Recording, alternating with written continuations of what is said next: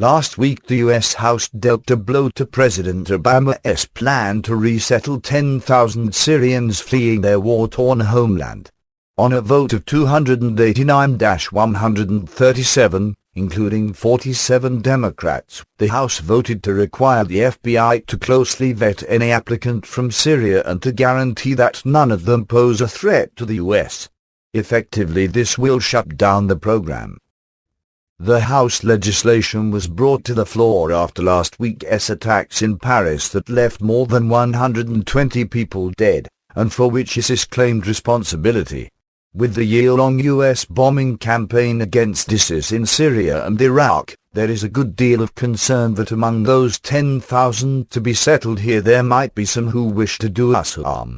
Even though it looks as though the Paris attackers were all EU citizens, polling in the US shows record opposition to allowing Syrian refugees entry.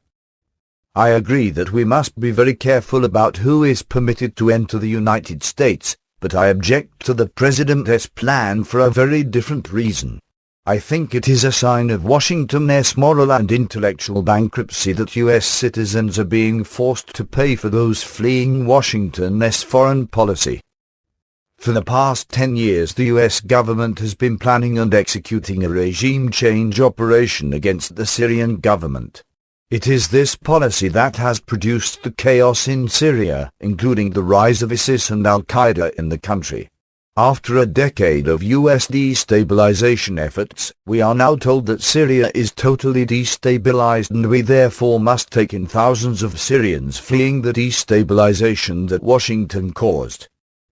Has there ever been a more foolish and wrong-headed foreign policy than this? The American people have been forced to pay untold millions for a 10-year CIA and Pentagon program to undermine and overthrow the Syrian government, and now we are supposed to pay millions more to provide welfare for the refugees Obama created. Who should pay for the millions fleeing the chaos that Washington helped create? How about the military-industrial complex, which makes a killing promoting killing? How about the Beltway neocon think tanks that continue to churn out pro-war propaganda while receiving huge grants from defense contractors? How about President Obama's national security advisors, who push him into one regime change disaster after another? How about Hillary Clinton, who came up with the bright idea that Assad must go?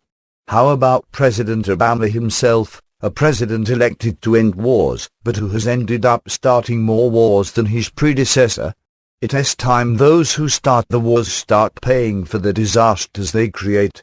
Then perhaps we might have some relief from an interventionist foreign policy that is destroying our financial and national security. If Obama wants to take in refugees from the chaos in Syria, there are probably plenty of vacant rooms in the White House.